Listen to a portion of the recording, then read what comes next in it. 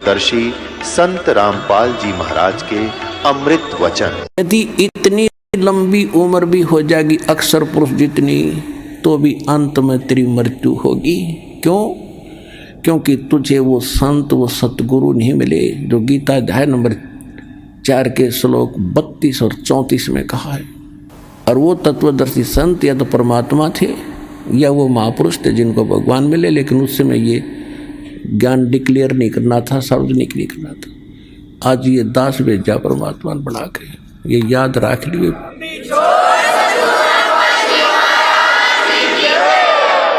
इतनी उम्र बुलंद मरेगा अंतरे। क्यों? क्योंकि सतगुरु लगे न कान, न बैठे वो संतरे। ना तो कोई सतगुरु मिला, वो संत नहीं मिले, जिस कारण से कहते सुखदेव ने 84 भुगती बना पजावे खरवो, और तेरी क्या बुनियाद पर तू पंडा पंथ पकड़वो।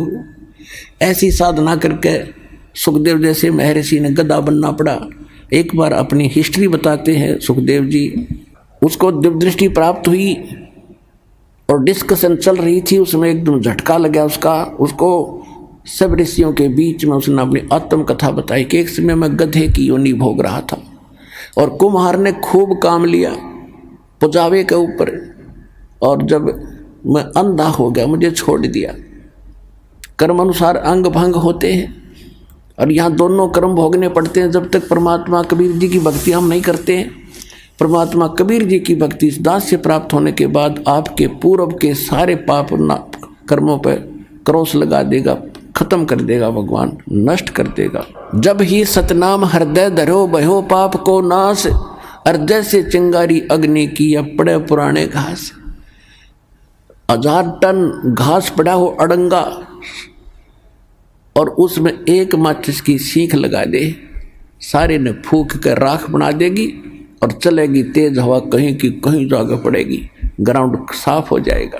जैसे सूरज के आगे बदरा ऐसे कर्म छयारे, प्रेम की पवन करे चितवंजन जल के तेज नयारे। आत्मा और परमात्मा के बीच में ऐसे पाप कर्म बाधा बने हुए हैं जैसे सूर्य के बीच में बादल हों और तेज हवा चलती है उन बादलों को तितर बितर करके, और वो स्वच्छ प्रकाश आप तक पहुंचा देती है।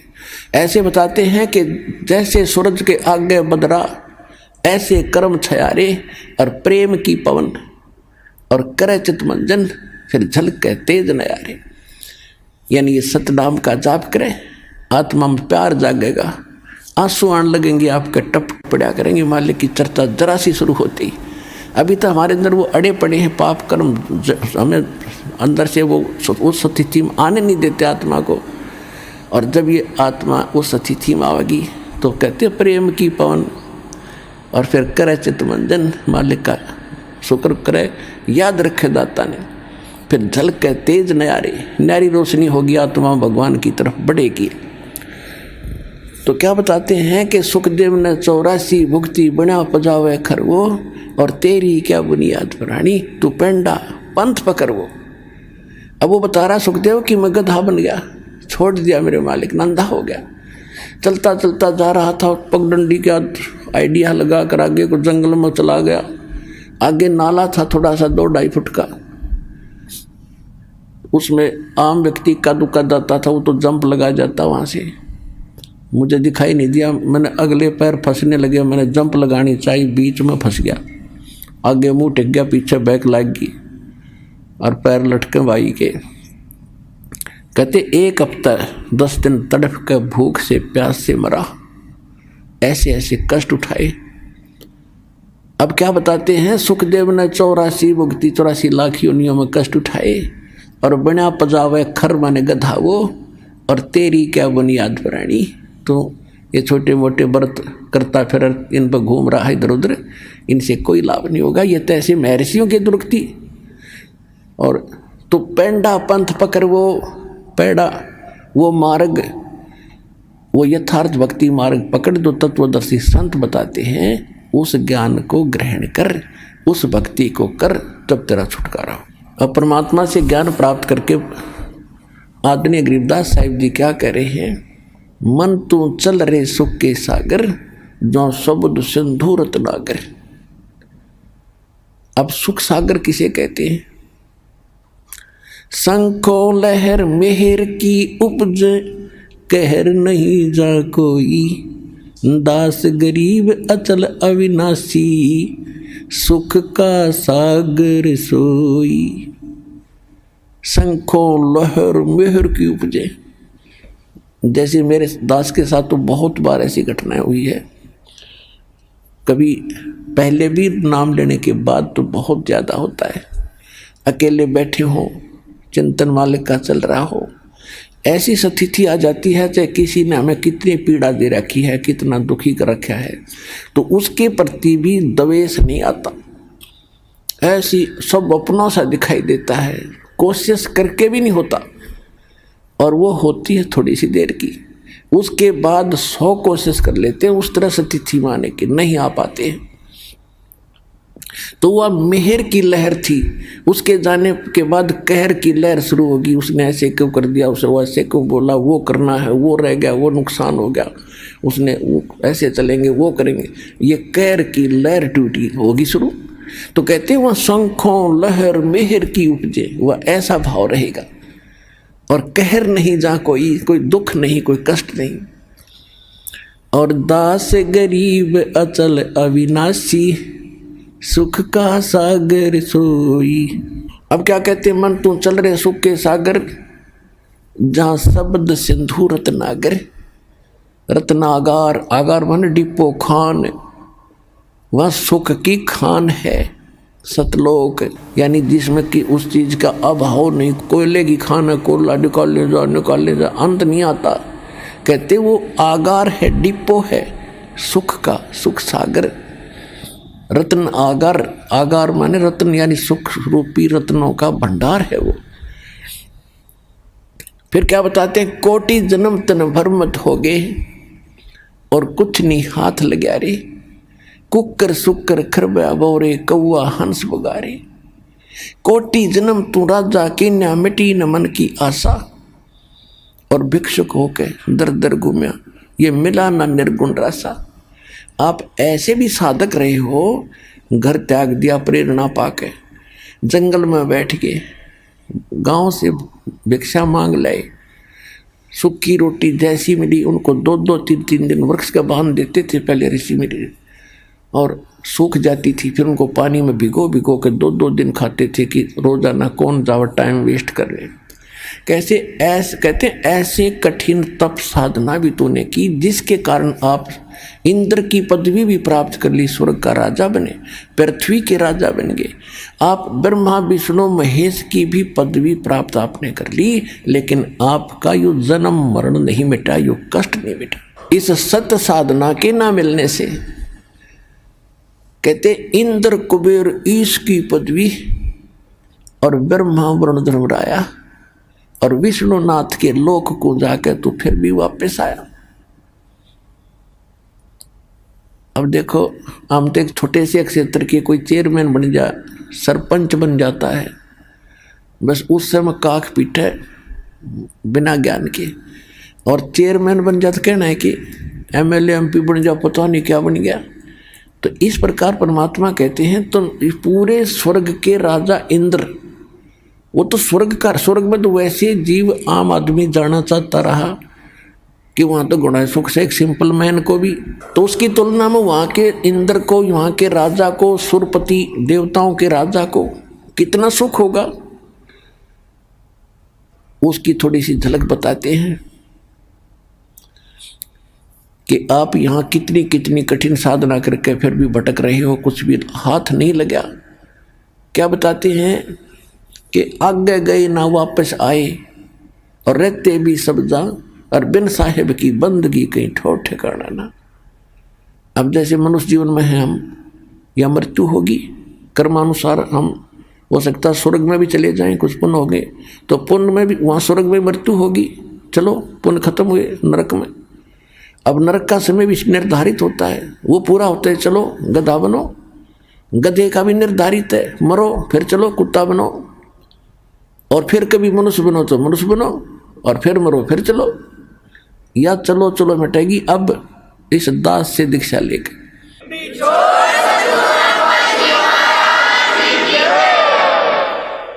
तो क्या बताते हैं कि एक समय मार्कंडेय ऋषि, देखो गीता अध्याय नंबर 4 के श्लोक नंबर 25 से लेकर 30 तक यही निर्णय दिया है कि जो भी जैसी साधना करा, कोई ब्रह्म साधना करता है, कोई देवताओं की पूजा करता है, कोई हठ योग करता है, कोई तपस्या करता है, कोई स्वाध्याय करता है, कोई अहिंसावादी तीक्ष्ण व्रत जैसे मुंह पर पट्टी बांध कर नंगे पांव फिरना, इसी को मोक्ष मान रहा है। ये सभी अपनी अपनी साधनाओं को पाप नाशक मानते हैं। पाप नाशक मीन मोक्षदायक, पाप नाश होंगे तभी तो मोक्ष मिलेगा। इसी प्रकार मार्कंडेय ऋषि उसी कैटेगरी का था। उसने ब्रह्म साधना को सर्वोत्तम मान रखा था। इन ऋषियों को ब्रह्म से ऊपर ज्ञान नहीं था, तो फिर भी उसने घोर तप कर रहा था बंगाल की खाड़ी में। अब जो स्वर्ग का राजा बनता है वो बहुत ज़्यादा या तो कोई पुण्य धर्म कर रखे हो, यज्ञ 100 यज्ञ करनी पड़ती है उसको, 100 मन देसी घी उसमें एक बार में लगाना होता है। उसकी कुछ टर्म कंडीशन होती हैं कि 100 यज्ञ करे तब तक वो कोई कंडीशन नहीं फेल होनी चाहिए। यदि उसकी कोई भी वह कंडीशन भंग होगी तो वो फिर नए सिरे से करनी पड़ती है। ऐसी उसमें बहुत भयंकर मर्यादाएं हैं। और दूसरी प्रकार से इंद्र बनता है तप करके, और उस तप के दौरान यदि उसका तप भंग हो जाता है, खंड हो जाता है, तो फिर नए सिरे से उसको करना पड़ता है। और जो इंद्र की पदवी पर इंद्र बैठा है, स्वर्ग का राजा, उसको एक इंस्ट्रक्शन और होती है कि यदि तेरे शासन काल में यदि कोई अन्य प्राणी ने पृथ्वी पर इंद्र की पदवी प्राप्त करने योग्य तप कर ले, या राजनीति है वहां तक चलती है, तो तुझे पद से हटा के बीच में हटा देंगे और उसको वो पद दिया जाएगा। ये तेरी जिम्मेवारी है कि उसको तप नहीं होने देना, ये उसकी मजबूरी बन गई। तो इंद्र राज तो करे है, इसके साथ यह टेंशन साथ रहती है कि कोई ऐसा तप ना कर ले जिससे मेरी इंद्र की पदवी भंग हो जाए। जैसे विश्वामित्र लगा था तप करने, उसके पास स्वर्ग से एक उर्वशी भेज दी और पहले उससे शादी करवा ली। एक लड़की होगी, 6 महीने बाद घेर कर लड़की ने भागी, मेरा काम पूरा हुआ ऋषि जी, संभाल तेरी बेटी ने। तो ये सब इंद्र का जाल है, इस काल का जाल, इस इंद्र ने ये सब कर रखे हैं। इसको सतर्क रहना पड़ता है। इसने सब जगह अपने गुप्तचर छोड़ रखे होते हैं। तो गुप्तचर ने आके बताया कि एक मार्कंडेय नाम के ऋषि बैठे हैं बंगाल की खाड़ी में, बहुत समय से तपस्या कर रहे। इंद्र ने सोचा बड़ा तगड़ा संत है, उर्वशी भेज दी, उसको कुछ सिद्धियां दे दी, ऋषि के आसपास ऐसा वातावरण बना दिया खूब नॉर्मल सा, बसंत जैसा, और ऐसी मीठी मीठी सारंग अपने आप आवाज़ें आने लगी जैसे साज बजते हैं, यानी उसको प्रेरित करने के लिए। और स्वयं सामने थोड़ी सी दूरी पर डांस करने लगी। ऋषि की आधी आंखें खुली थी, आधी बंद थी। वो खूब डांस वगैरह करके थक ली, तो उसने देखा कि ऋषि टस से मस नहीं हो रहा और देख भी रहा है। लास्ट में वो डी वस्त्र होगी, कति नगन खड़ी होगी कपड़े उतार के। तब ऋषि ने कहा कि हे बहन, हे बेटी, हे माई, आप ये क्या कर रहे हो, यहाँ कैसे आए हो? तो शर्मिंदा होकर उसने सब वस्त्र पहन लिए। फिर आके कहने लगी कि हे ऋषि जी, मेरे इस रूप को देखकर इस बनखंड में जितने भी और तपस्वी थे वो मुझे मालूम है उनकी क्या दशा होगी, लेकिन आप पता नहीं आपकी समाधि कहाँ थी और आपको ये प्रभाव नहीं हुआ। तो ऋषि ने कहा कि जहाँ मेरी समाधि थी, जहाँ मैं डांस देख रहा था, वहाँ तेरे जैसी तो नाचने वालों की नौकरानी थी, उनके पैर धोने वाली। तुझे क्या देखूं फिर मैं? अगर तेरे से कोई सुंदर हो ना उसने भेज दे। तो वो कहने लगी जी, इंद्र की पटरानी मैं ही हूँ, यानी सबसे ब्यूटीफुल औरत स्वर्ग में इंद्र की पत्नी होती है, उसका नाम सची होता है। तो मार्कंडेय ऋषि ने कहा कि मेरी समाधि ब्रह्मलोक में थी। ब्रह्मलोक सबसे बड़ा होटल है इस काल का।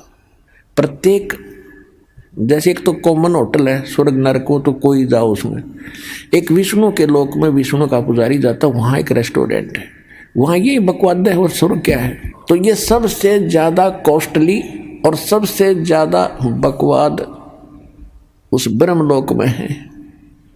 तो मार्कंडे, अब जैसे आप देखते हो, अब देखो हमने देखा करते, एक देखा हमने बड़े ऊंचे से टीले पर बैठा एक साधु, जब ये ज्ञान नहीं था, और चमटा गाड़ रखा, धूना ला रखा, और लोग जाओ कोई दूध का लोटा ले जा रहा है, कोई कुछ ले जा रहा है, और दर्शन करें जा जाके माथा टेके, दूर तक दिखे।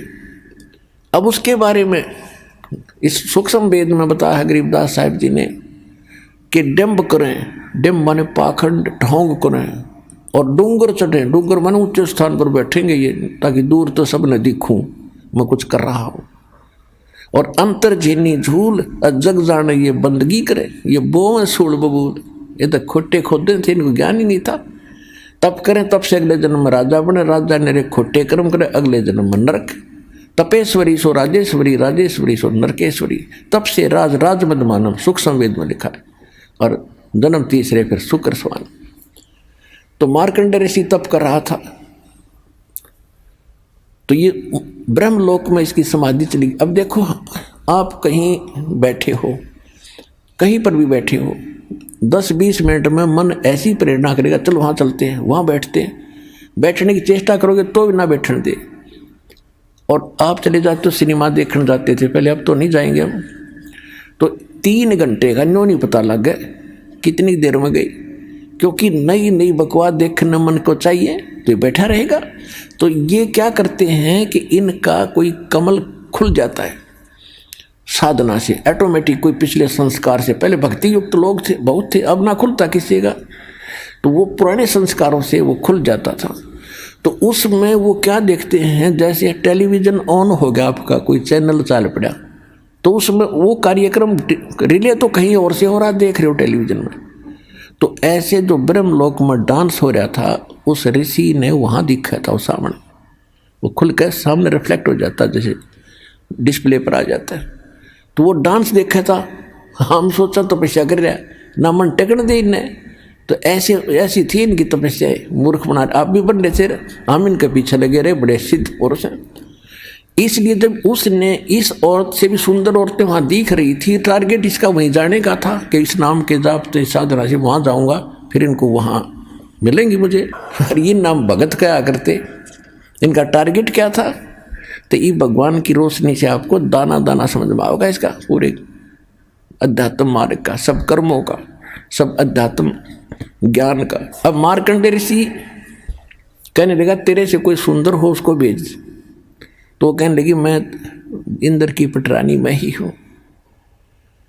तो उसने कहा कि जब इंद्र मरेगा, ऋषि ने कहा, उसको पता था कि इंद्र की आयु कितनी है, 72 चतुर्युग, 72 चतुर्युग। इंद्र यानी ब्रह्मा के एक दिन में 14 इंद्रों की मृत्यु हो जाती है।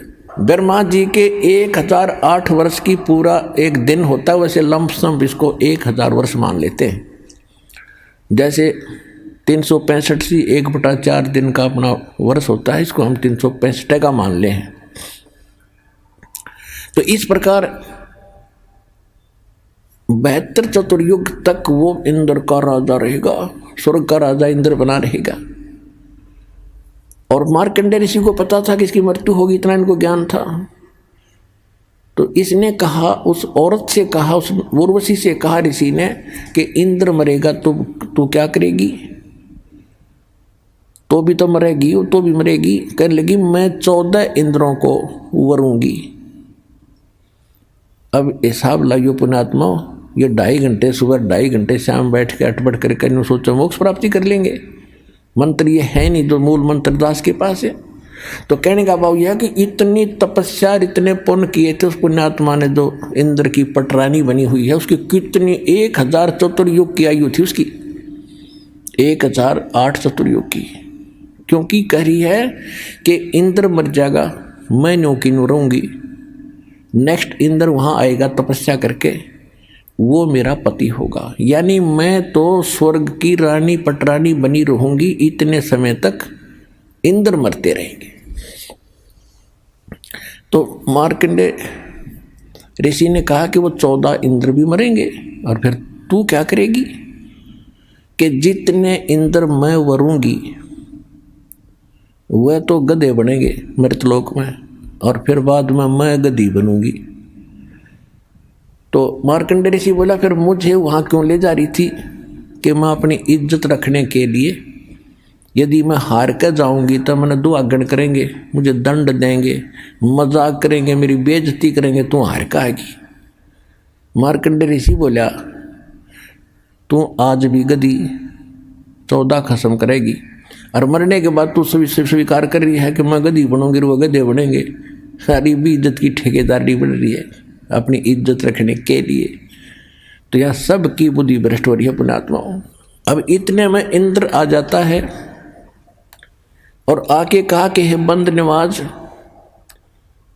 आप जीते हम हारे, इंद्र की गद्दी प्राप्त करो। मार्कंडेय ऋषि कहता अरे इंद्र का राज मेरे लिए तो काग की बीट है, मुझे नहीं चाहिए ये।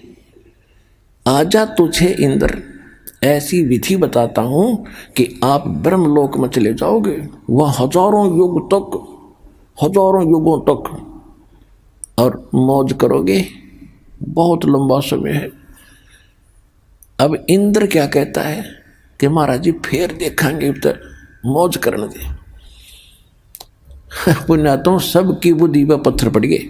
अब आप किसी व्यक्ति मित्र को जिसने समय पर टूक मिलते हो, अच्छी पोस्ट हो, थोड़ा बहुत धन हो, सामने गुट्टी लगा ले, तो उसको जाकर आप यूँ कहो कि भाई चलो भक्ति कर लो, ऐसे हो जाएगा वैसे हो जाएगा, और फिर ज्ञान तो आपको पता ही है कि गधे बनेंगे कुत्ते बनोगे।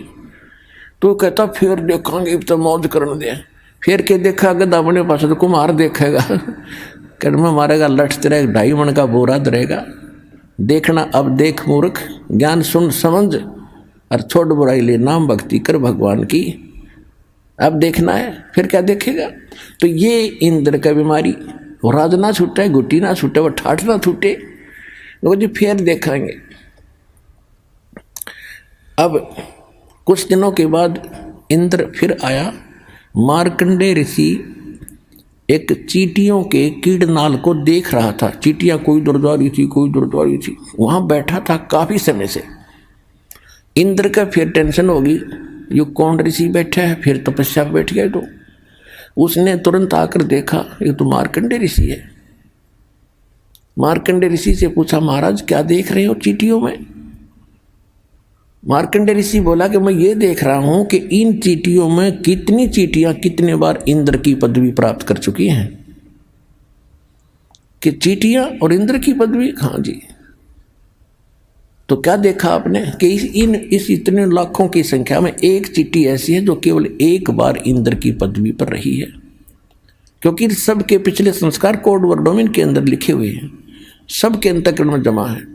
और ये डिस्प्ले जिसका चालू है अंदर का, ये सब के अंदर है मनुष्य में। तो सब उसका जिसका चालू हो गया कनेक्शन ठीक है, तुरंत बाहर देख लेगा उसका जो क्या हो रहा क्या नहीं, प्रत्येक प्राणी का। ऐसे ऋषि लोग पहले ये बताते रहे कोई भविष्य और भूत की कथा, लेकिन इसे कोई जटबट का कोई फायदा नहीं हो। तो हो लिया और होगा तो होएगा, इसमें वो चेंज नहीं कर सकते थे। चेंज तो ईब होंगे इस परमात्मा कबीर जी की रजा से। अब छुटकारा भी होगा।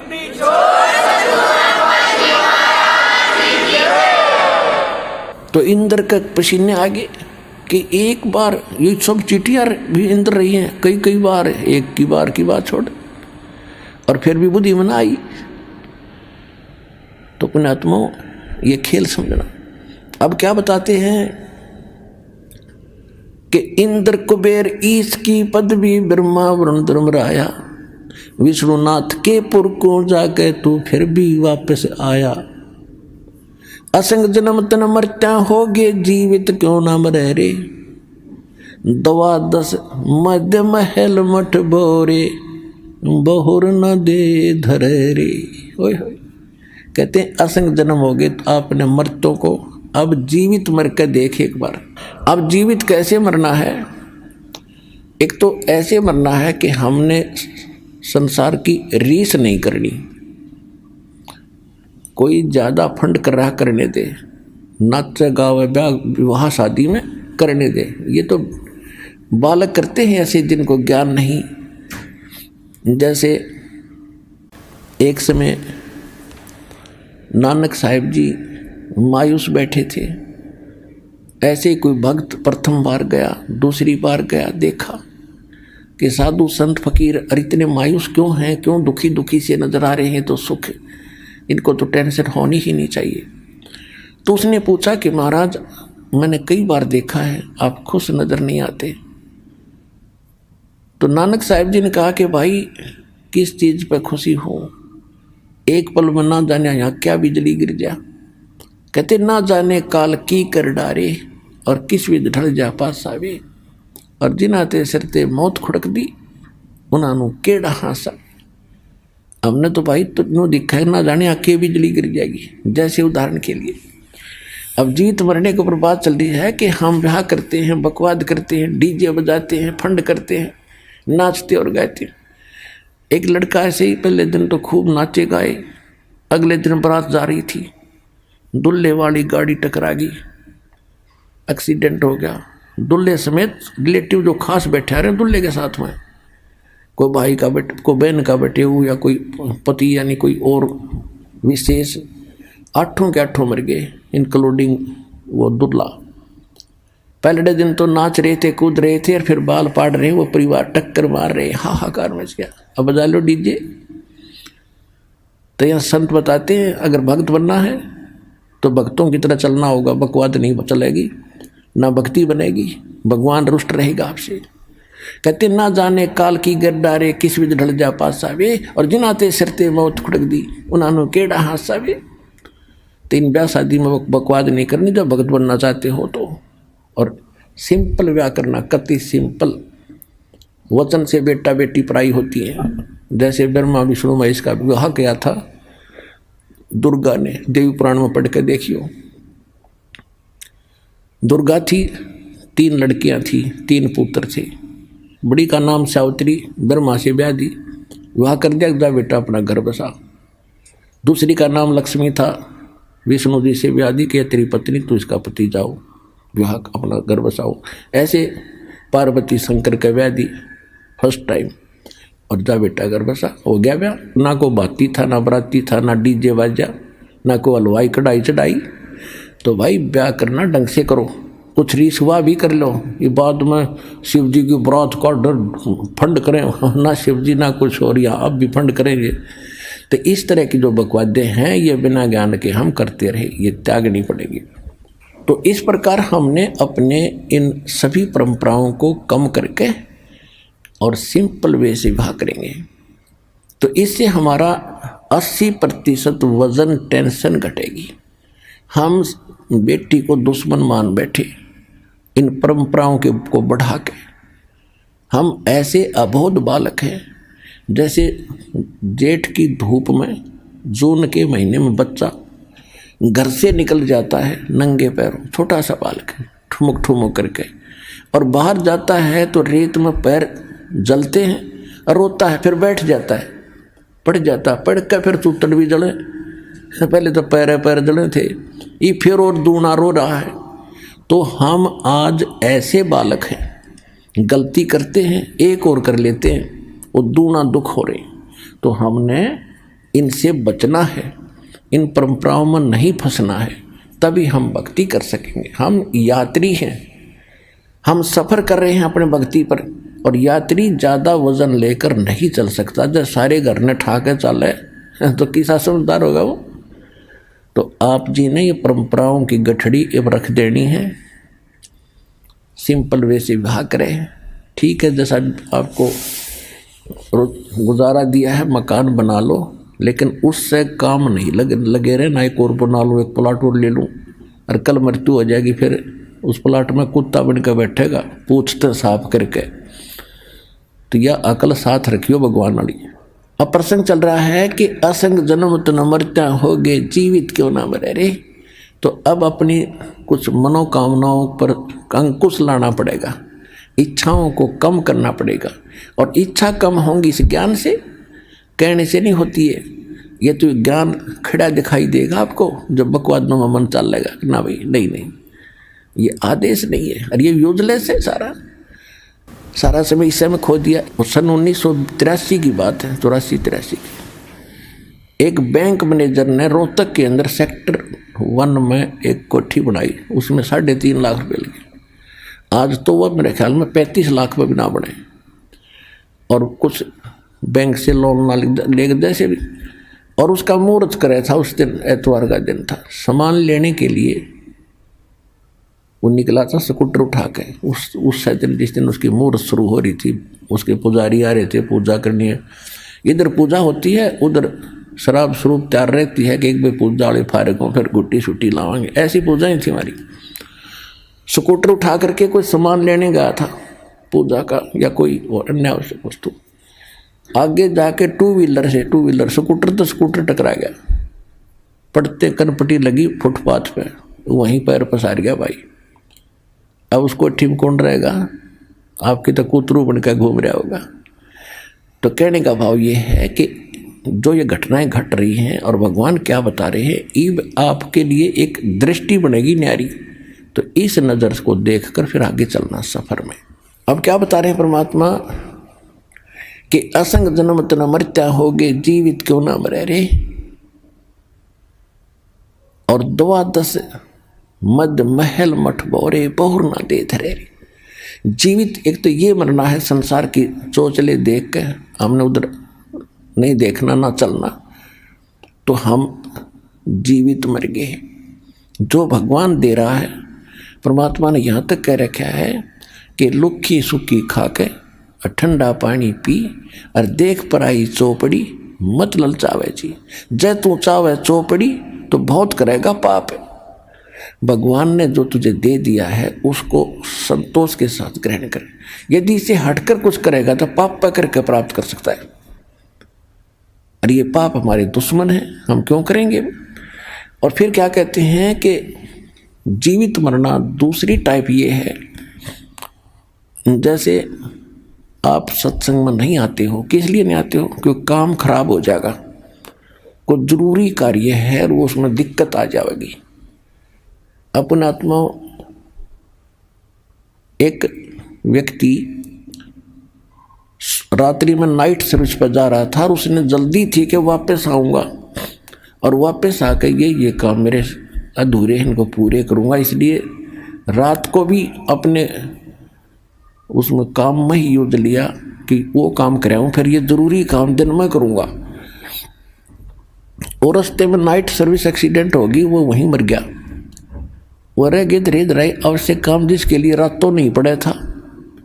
अब आप जब वहाँ से चलते हो तो ये खुरापात काल पैदा करता है, कई प्रकार के करता है। परमात्मा ने हमें सतर्क रखा है कि मात पिता सुत स्त्री, आलस बंधु कान और संत मिलन को जब चले ये अटकावा आने। इनका अटकाया अटके नहीं, डटे नहीं, और आता है वो आवागमन सा। मात पिता सुत स्त्री, छोटे बच्चों के लिए जिन माता पिता को ज्ञान नहीं है वो बाधक बनते हैं। कहाँ जाता है? तीसरे दिन भाग जाता है। तू पढ़ता नहीं है, तो नौकरी नहीं करता है, नाश होएगा, है तो बर्बाद हो जाएगा।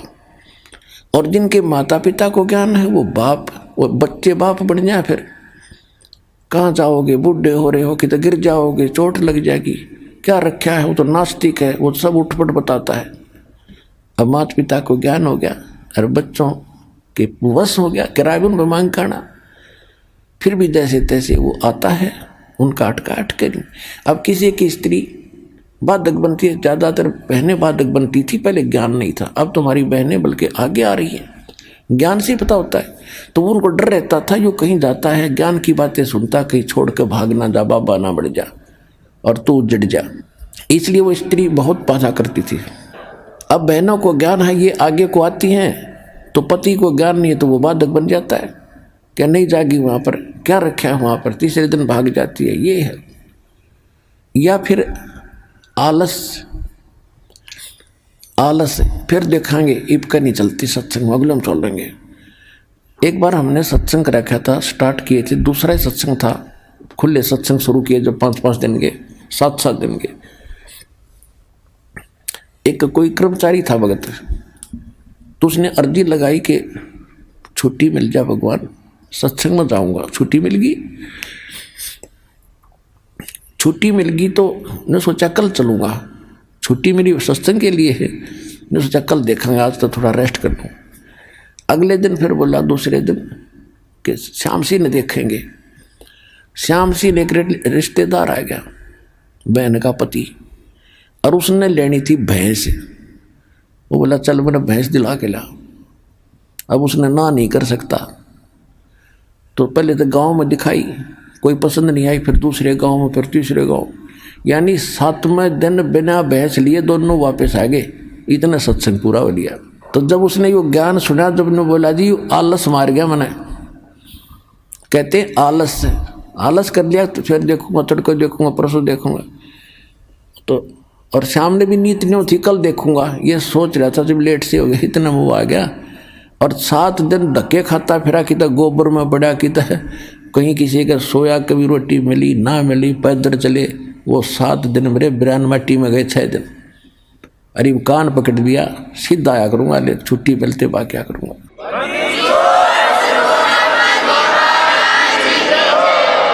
मात पिता सुत स्त्री आलस बंधु कान लोक लाज। लोक लाज क्या है भाई? कहाँ जाते हो? सतलोक आश्रम बरवाला, जिला हिसार, हरियाणा में। और अब वहाँ कहाँ जाते हो तो ऐसे छुड़वाता है, श्राद्ध भी छुड़वाता है, सारी पूजाएं छुड़वाता है, नास्तिक बनाता है। तो जो 2-4 टोक देते हैं तो जो कमज़ोर संस्कार का आदमी फिर चुप हो जाता, भाई ठीक है, नहीं जाते, सारे कहने लग गए। यानी लोक लाज में आकर उसने भक्ति मार्ग छोड़ दिया। तो ये भी कमजोरी बताई है। ये लोग कहते हैं, इसके बारे में परमात्मा बताते हैं कि कुल करनी के कारण, यानी लोक लाज के कारण अनसा गया बिगो, यानी इसने बट्ठा बैठा लिया, भक्ति छोड़ दी। और जब यो कुल के कर लेगा, जब तो 4 पाया का हो, गधा बन के घूमेगा, यो कुल तरह के ढाल लड़ा देगा। इसलिए परमात्मा कहते हैं, मात पिता सुत स्त्री आलस बंधु कान, और संत मिल को जब चले ये अटकावे आने। इनका अटकाया अटके नहीं, डटे नहीं डटे। और संत मिलन को जा, कह कबीर सो संत है आवागमन नशा।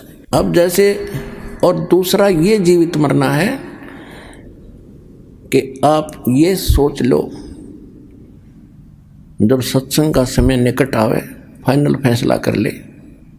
जब भी महीने में, 2 महीने में, जब भी आप उचित समझते हो ना, उस दिन टाल नहीं करे। और ये सोच ले कि आज मान लीजिए मैं इस बहाने से, इस कारण से नहीं जा पा रहा हूँ कि वहाँ जाने से कहीं ये हानि ना हो जा। और क्या पता 1 मिनट में क्या बिजली गिर जाए, मृत्यु हो जाए तेरी, फिर परमानेंट टिकट कट गई, फिर और से काम तो फिर भी रह गया। इब न्यू सोच ले, हे भगवान मेरी मृत्यु होगी, और जीवित मर कर सत्संग की तरफ चल पड़े। और 3 दिन 4 दिन 5 दिन जैसा समय 2 दिन आपका हो यहाँ लग गया।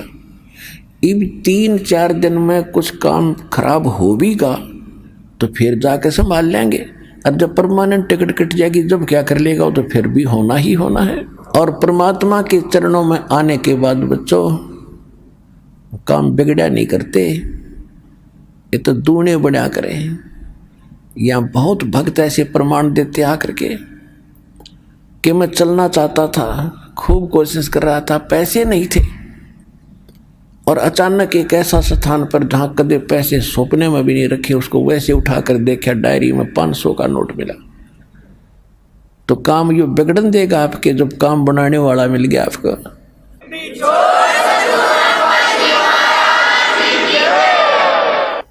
अब क्या बताते हैं, असंग जन्म तन मरता होगे, जीवित क्यों ना मरे रे। ये जीवित मरना है।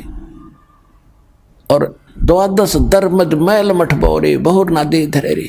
अभी तक आप जी 10वां द्वार सुना करते थे। और एक यो जम्मू के अंदर रांजड़ी में एक मधु परमहंस नकली कबीरपंथी। इसने किताब पढ़ ली कबीर साहब की वाणी में, 11वीं खिड़की 11वीं खिड़की 11वीं खिड़की पागी 11वां द्वार, किसी को नहीं पता, मुझे पता है। पता उसमें तो 12 द्वार लिखे हैं, इनकम्प्लीट नॉलेज है आपका। तो वो 12वें द्वार हैं कहाँ, इन्हें वो ही नहीं पता। क्या बताता हो कि 10 द्वारतों की तो सतिथि है और 11वें द्वार की कोई सतिथि नहीं। जैसे नाक है, नाक की सतिथि है, वो नहीं, वो तो वैसे ही है, वो में ज्ञान हो तो वैसे हो। अब क्या बताया कि जैसे 21 ब्रह्मांड का जो क्षेत्र है, एक ब्रह्मांड का जो क्षेत्र है, ये 10वें द्वार पार करके इस ब्रह्मांड से पार हो जाते हैं। इसके बाद इसी काल के जाल में ही रहते हैं। 11वां द्वार है जो 21वें ब्रह्मांड को पार करेंगे काल के, और 7 संग ब्रह्मांड का अक्षेत्र शुरू हो जाएगा, अक्षर पुरुष का, वो 11वां द्वार है। और अक्षर पुरुष के अक्षेत्र से पार करके सतलोक में प्रवेश करेंगे, वो 12वां द्वार है। तो गरीबदास जी कह रहे, 12 दर महल मठ बोरे, ए भोले आदमी, वो तो 12वां द्वार पार करके वो स्थान है, शाश्वत स्थान, जहाँ बोर ना दे धरे रे, जहाँ जाकर फिर जन्म मृत्यु नहीं होती। गीता अध्याय नंबर 15 के श्लोक नंबर 4 में कहा है, गीता अध्याय नंबर 18 के श्लोक नंबर 62 में कहा है। वो स्थान तो 12वां द्वार पार करके है। फिर बताते हैं, दोजक भिष्ट सभी ते देखे राजपाट के रसिया, या जैसी साधना तुम कर रहे हो उनमें दोनों मिलते हैं, स्वर्ग भी नरक भी 84 लाख योनियां भी। दोजक भिष्ट सभी ते देखे राजपाट के रसिया, और 3 लोक से तृप्त नाही यो मन भोगी खसिया। इस मन की इतनी गंदी आदत है, इतना बेईमान है यो, इसको 3 लोक का राज दे देना तो भी यूनो सोचा और मिला कि तो थोड़ा सा। जैसे कोई सरपंच बन जाता है और वो मीटिंग में जाता, चेयरमैन के अधीन होता है, तो उसने ना वो नो सोचा अगली बार चेयरमैन बनो जब कम बात पड़े। अब चेयरमैन बनने के बाद वो क्या सोचता कि एमएलए बनो जब बात बने, भाई नहीं बात बनी। एमएलए बनने के बाद उसकी टेंडेंसी ये बन जाती है वो मंत्री बनो तक मैं बात सार रस आवे रस आवे, नहीं बनी बात। अब मंत्री बनने के बाद उसकी नीयत रहती है मुख्यमंत्री बनो तक चौधर पूरी हो, और मुख्यमंत्री बनने के बाद इन्होंने सोचा बस प्रधानमंत्री बनो, फिर देखना क्या इतना मृत्यु हो जाएगी, गधा बनेगा, फिर संतरी बनिए बड़ा कुत्ता बन के। कहते हैं सतगुरु मिले तो इच्छा मेटे, पद मिल पदे समाना। ओए होए, सतगुरु मिलेगा तो ये इच्छाओं को खत्म करेगा, और पद मिल पदे समाना। जैसे आपको बताया था कि सारे असंख्य ब्रह्मांडों रूपी बाग का मालिक है कबीर भगवान, और उस बाग के मालिक का माली गरीबदास आए। उन्होंने ऐसी जड़ी बूटी हमें बताई जो उस परमात्मा के, और ये दास बना दिया नौकर उस बाग के माली का, और आप उसके पौधे हो। ऐसी जड़ी दे दी कि आपको हरे भरे रखूंगा।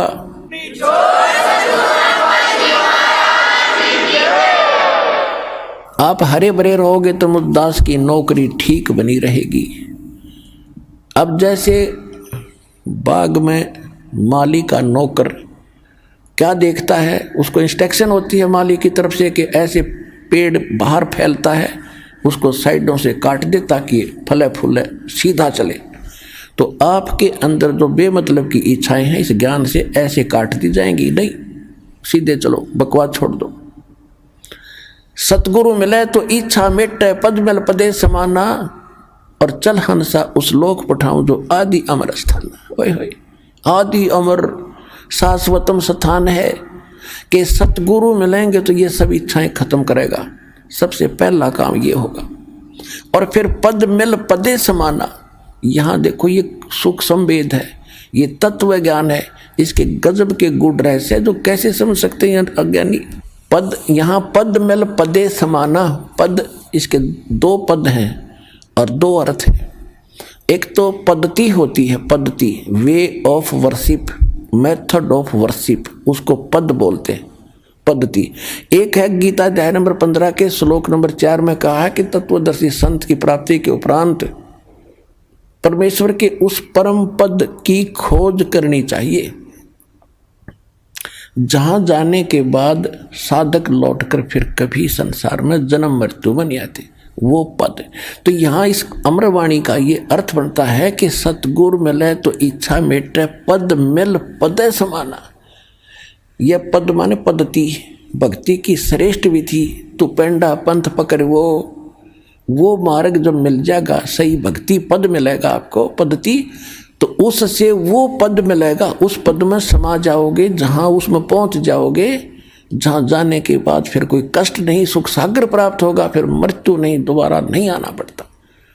सतगुरु मिले तो इच्छा मेटे, पद मिल पदे समाना, और चल हंसा उस लोक पठाऊं जो आदि अमर अस्थाना। वहां क्या सुख है? चार मुक्ति जहां चंपी करती माया होरी दासी।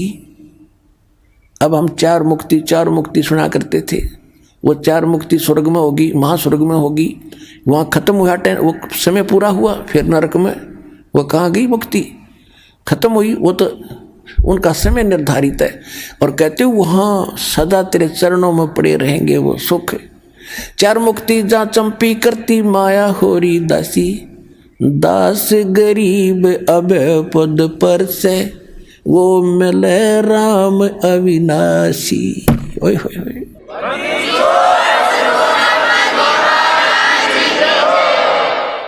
कौन सा अविनाशी राम? गीता अध्याय नंबर 15 के श्लोक नंबर 16 और 17 में 3 राम हैं, 3 पुरुष हैं, 3 प्रभु हैं, 3 स्वामी हैं। सरपुरुष, अक्षर पुरुष। सरपुरुष भी नाशवान, अक्षर पुरुष की स्थिति एज आपको बता दी, और ये भी बता दिया कि एती उम्र बुलंद मरेगा अंतरे। क्यों? क्योंकि सतगुरु मिले ना लगे न कान वो संतरे। ओए होए, एती उम्र बुलंद मरेगा अंतरे, सतगुरु लगे न कान न भेंटे वो संतरे। तो यहां क्या बता रहे हैं? सरपुरुष और अक्षर पुरुष ये दोनों, इनकी ये नासवान स्वयं लिखा उसमें, और जितने स्किन के अंतर्गत प्राणी वो भी जन्म मृत्यु के अंदर है। उत्तम पुरुषत्व अन्य परमात्मा इति उद्धारते, ये लोग term अविषय विभर्ति, वो है अवय ईश्वर है। अवय माने अविनाशी, वास्तव में विनाशी। यहाँ बता रहे हैं कि चार मुक्ति जहाँ चंपी करती माया होरी दासी, दास गरीब अबे पद पर से, वहाँ वो मिले राम अविनाशी। तो उसकी विधि इस दास के पास है, शीघ्र से शीघ्र ग्रहण करो, मर्यादा से भक्ति करो, अपना कल्याण करवाओ। बोलो सतगुरुदेव।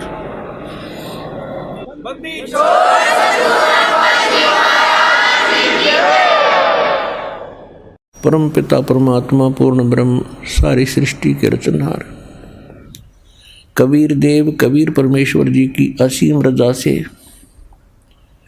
आप सभी पुण्यात्माएं परमात्मा की अमर कथा सुनने के लिए उपस्थित हुए। जिन प्राणियों के ऊपर परमेश्वर की मेहर भरी नज़र होती है, उन्हीं को ये प्रेरणा मिलती है, उन्हीं के अंदर एक तड़प उठती है परमात्मा पाने की, अच्छे कर्म करने की, और उन्हीं को वो ठीक ठिकाना सतगुरु और यथार्थ सत्य स्थान मिलता है, जहाँ पर वो वस्तु उपलब्ध होती है। जो भी पुण्यात्मा पुण्यकर्मी प्राणी परमेश्वर कबीर जी की शरण में इस दास के माध्यम से आ रहे हैं, बहुत ही पुण्यकर्मी प्राणी हैं, क्योंकि